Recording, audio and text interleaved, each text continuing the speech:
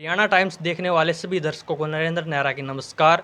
आज हम आपको मिलवाते हैं अनुराधा जी से। अनुराधा जी की वीडियो हमने देखी थी और हम इनके गांव में भी पहुंचे हैं और इनसे मुलाकात करेंगे। ये कि स्पोर्ट्स खिलाड़ी हैं और इनकी आर्थिक सहायता की बात की जाए तो इनके पास अगर देखा जाए स्पोर्ट्स तो बहुत अच्छा है, लेकिन पारिवारिक हालत बहुत ही ख़राब हैं। उनको देखते हुए हम इनके पास पहुँचे हैं। नमस्कार अनुराधा जी। नमस्कार भैया। सबसे पहले हम आपके स्पोर्ट्स की बात करते हैं, तो स्पोर्ट्स के अंदर आपने क्या क्या अचीव किया है? हमने देखा था कि पहले भी वीडियो में आप नेशनल तक खेल चुके हैं और आगे की भी अब आपकी तैयारी है। हाँ जी। देखो सर, मैं ना 10 साल से प्रैक्टिस कर रही हूँ और मैं 3 बार नेशनल खेल चुकी हूँ और मेरे हर बार मेडल रहे हैं और स्टेट में हर साल मेरी फर्स्ट पोजीशन रही है। और अब मैं कॉलेज में भी कॉलेज की बेस्ट एथलीट रही हूँ और इंटर यूनिवर्सिटी कॉलेज की तरफ से जा रही है मेरा। और अब भी मैं मेहनत करने सुबह भी और शाम को भी रेगुलर प्रैक्टिस पे जाती हूँ सर। हमने पहले की वीडियो में देखा था कि आपको जाने की बहुत ज़्यादा समस्या होती थी, उसको लेकर आपको साइकिल भी गिफ्ट की गई थी और अन्य भी कुछ आर्थिक सहायता की गई है। तो हमें बताएं कि आपकी अब तक कितनी आर्थिक सहायता हो चुकी है? पहले आने-जाने में दिक्कत होती थी, तो उसके लिए फ़ौजी भाइयों ने साइकिल दी और साखा फाउंडेशन से वो सर आए थे, तो वो बोले कि हम आपके पापा का कुछ रोज़गार करके देंगे, जिससे आपका घर खर्च भी चलता रहे। और मेरी आर्थिक मदद 1 लाख के करीब हो चुकी है। आम जनता है, उन्होंने किसी ने 500 डाले, किसी ने 1000। हाँ जी। हम आपसे पूछना चाहेंगे आप किस स्पोर्ट्स में हो और स्पोर्ट्स को लेकर आपकी कितनी प्रतिक्रिया रही है? आप क्या क्या अचीव करेंगे आगे भी अगर आपको सहयोग मिलता रहा तो?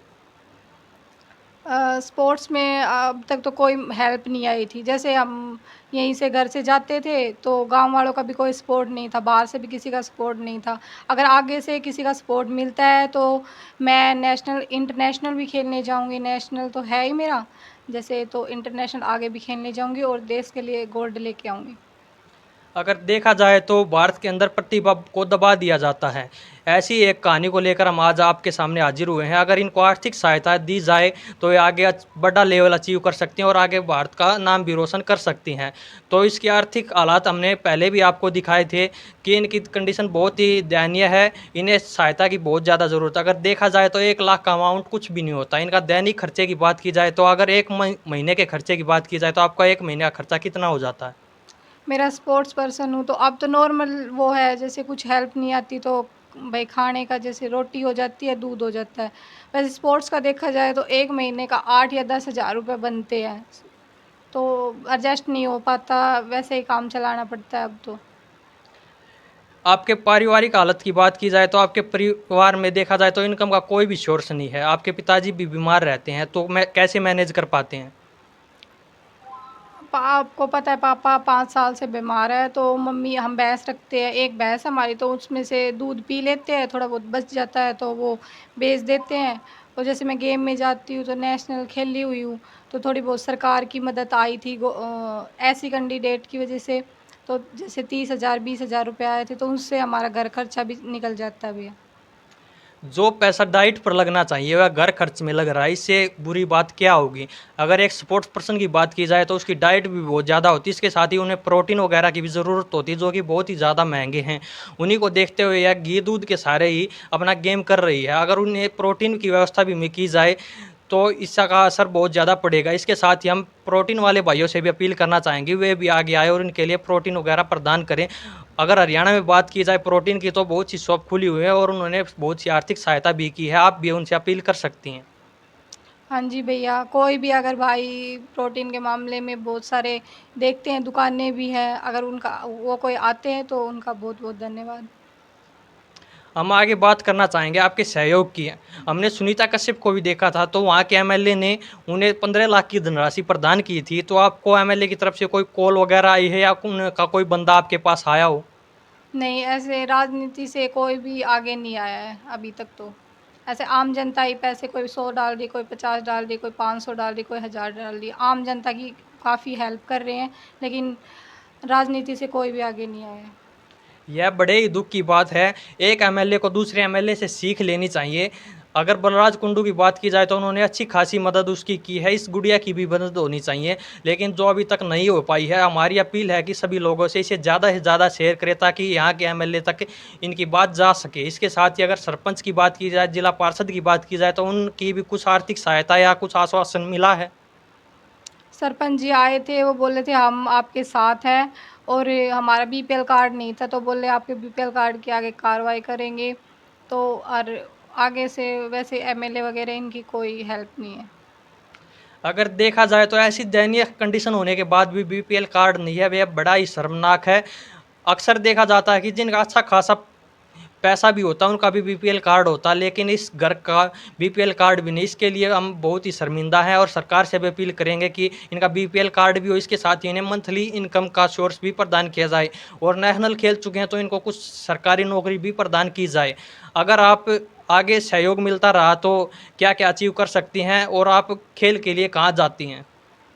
मैं यहाँ से 8 किलोमीटर अब तो साइकिल पे जाती हूँ। अगर मुझे मैं यहाँ प्रैक्टिस करती हूँ, अगर बाहर से किसी की सपोर्ट मिलती है तो मैं आगे भी खेलने जाऊँगी।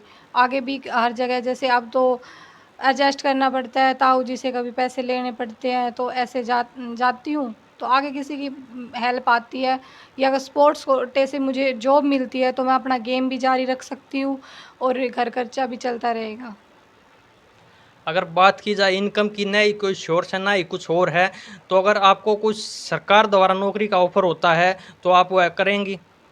स्पोर्ट्स कोटे से अगर मुझे कोई जॉब मिलती है तो मैं गेम भी जारी रखना चाहती हूँ, गेम आगे बढ़ाना चाहती हूँ, और मैं घर खर्चा भी चलता रहेगा भैया इससे।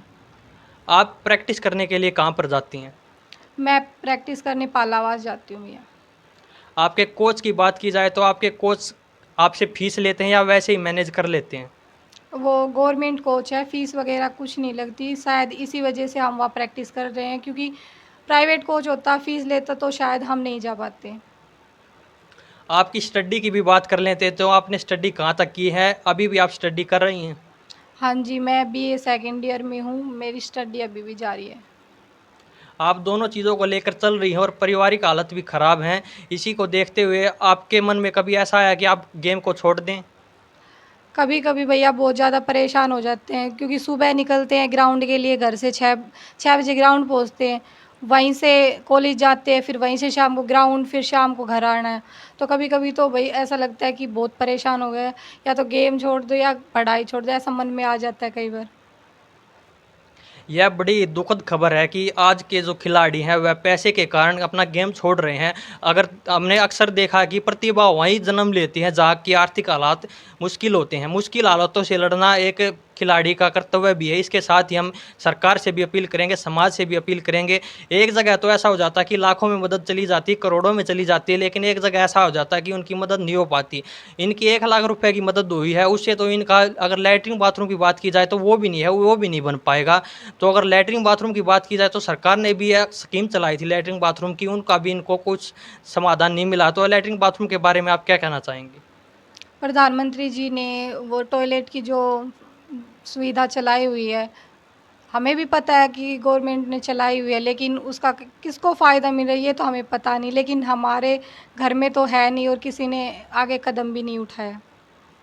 अगर देखा जाए तो अक्सर देखा जाता है कि अमीर-अमीर घरों के लोग भी टॉयलेट की सुविधा का जो लाभ मिलता सरकार द्वारा वो ले चुके हैं, लेकिन एक गरीब घर में ये भी प्रदान नहीं हो पाया है।